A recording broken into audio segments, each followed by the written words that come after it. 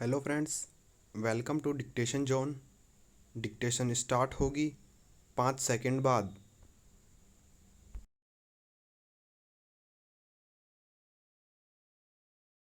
जो लोग नाउम्मीदी एवं निराशा में ज़्यादा जीते हैं वे हमेशा समस्याओं से ग्रस्त रहते हैं। वही पुरुषार्थ करने वाले समस्या मुक्त जीवन जीते हैं। पैरा। ज़्यादातर लोग एक बेचैनी हर समय अपने साथ लिए फिरते हैं।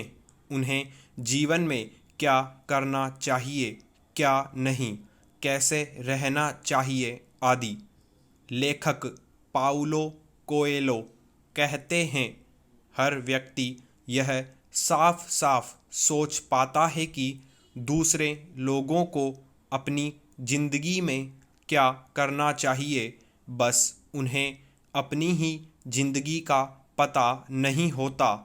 ऐसे लोग समय के साथ आगे नहीं बढ़ पाते हैं।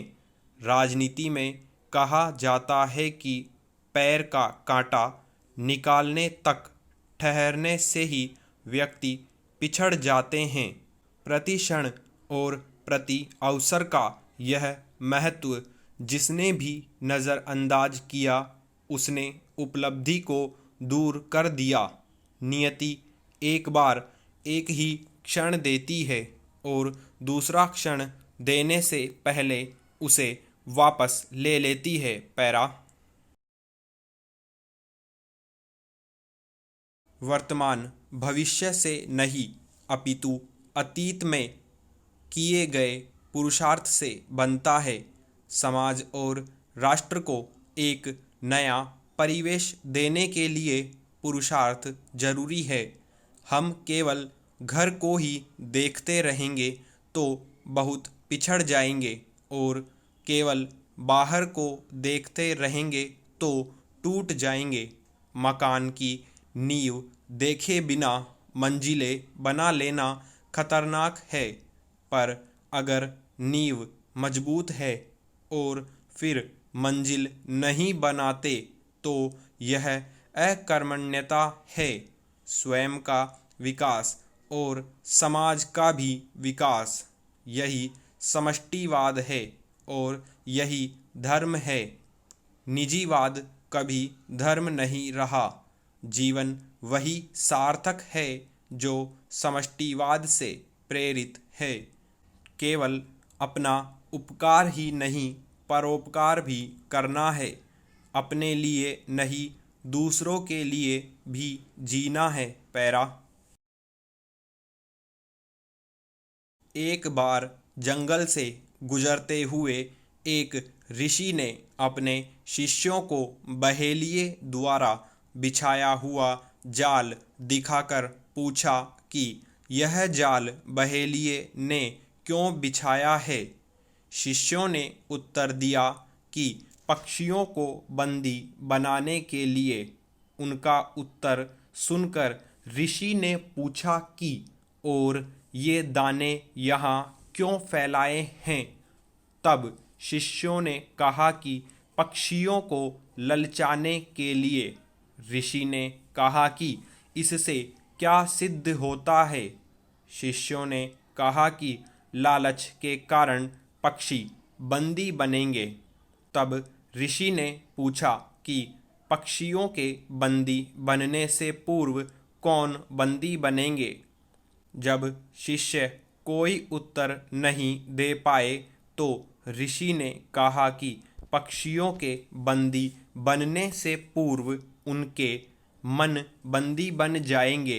इसलिए सदैव याद रखो कि अपने मन की स्वतंत्रता को किसी भी तरह नहीं खोना है, क्योंकि यदि मन स्वतंत्रता खो देता है तो शेष को गुलाम बनने में देर नहीं लगेगी।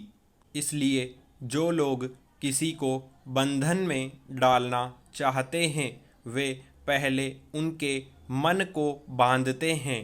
मन की परतंत्रता स्वीकार करते ही गुलामी का आरंभ हो जाता है और मन के स्वतंत्र होते ही स्वतंत्रता का आगमन निश्चित हो जाता है। गांधी जी ने भी कहा था कि जब गुलाम यह संकल्प कर लेता है कि वह अब गुलामी नहीं करेगा तो उसी समय उसकी जंजीरें टूट जाती हैं। पैरा कहते हैं कि सूक्ष्म अस्तित्व का प्रतिनिधि मन है, इसलिए मन ही स्थूल को निर्देशित करता है। विनोबा भावे जी ने भी कहा था, मनुष्य के द्वारा जो कुछ भी होता है वह मन के द्वारा ही होता है, तो जिसके द्वारा काम होता है वह इकाई ही बिगड़ी हुई हो तो सारा काम बिगड़ जाएगा। इसलिए विनोबा जी सदैव मन को सही दिशा देने के लिए संकल्पित करते रहे। पैरा बहुत सोचा विचारा कि क्या वास्तव में मौसम बेईमान होता है या फिर मौसम आशिकाना होता है। मौसम कोई चोर उचक्का या भ्रष्टाचारी है जो बेईमान होगा और आप दीवानगी की हद तक जाकर बाग बगीचे में गाएंगे कि आज मौसम बड़ा बेईमान है, बड़ा बेईमान है आज मौसम। और फिर यह भी क्या बात हुई कि आप ठुमके लगाते हुए गाएं कि मौसम है आशिकाना, ए दिल कहीं से उनको ऐसे में ढूंढ लाना। अब इनके उनको कोई खोजने भी जाए तो क्या इनका वो चश्मे बद्दूर मिलेगा और तब तक मौसम ऐसा ही बना रहेगा, या तो मौसम आशिकाना बने रहने की जगह बिगड़कर बचकाना भी हो सकता है, यानी मौसम का ही मिजाज बिगड़ सकता है या फिर जो उन्हें याद फरमा रहे हैं उनका ही मूड उखड़कर बिगड़ सकता है। पैरा कोई मौसम को रोमांटिक बताकर रोमांस की बात करता है तो कोई मौसम मौसम लवली मौसम बताकर लव सीन क्रिएट करना चाहता है। कुछ लोग तो बाकी मौसम से हटकर अपने प्यार का मौसम अलग बताकर भरमाना चाहते हैं। लोकतंत्र के चार स्तंभों जैसे चार मौसम, लेकिन पांचवा मौसम प्यार का जोड़ने में भी किसी को लाज शर्म नहीं आई। अब क्या प्यार का भी कोई एक अलग मौसम होता है, जैसे रिश्ते नातों का एक निर्धारित अंतर्राष्ट्रीय दिवस। प्यार मोहब्बत को भी साल में एक दिन वैलेंटाइन डे में बांधने जैसा ही यह प्यार का मौसम मौसम बनता बिगड़ता है तो लोगों का मूड भी बनने बिगड़ने लगता है। यह क्या बात हुई, मौसम का अपना मिजाज है तो फिर ये दो पैरों वाला सामाजिक प्राणी क्यों नहीं अपने मिजाज पर कायम रहता है। मौसम भी किसी के लिए खुशनुमा हो जाता है तो किसी के लिए खुशगवार। पैरा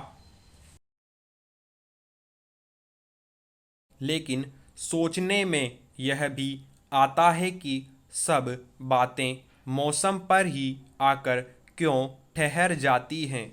मौसम क्यों बेईमान होता है, क्यों मौसम कुछ क्षणों के लिए आशिकाना होता है, क्यों मौसम कुछ समय के लिए प्यार का मौसम होकर नदी में आई बाढ़ के बाद की तबाही की तरह खामोश सा हो जाता है। कहीं ऐसा तो नहीं कि लोग मौसम के कंधे का सहारा लेकर बंदूकें चला रहे हों। मौसम का अपना क्रम है, अपना मिजाज है, तब फिर क्यों उसके नाम का सहारा लेकर इंसान बहकता है? क्या वास्तव में मौसम का मानव मन पर इतना प्रभाव या दुष्प्रभाव पड़ता है?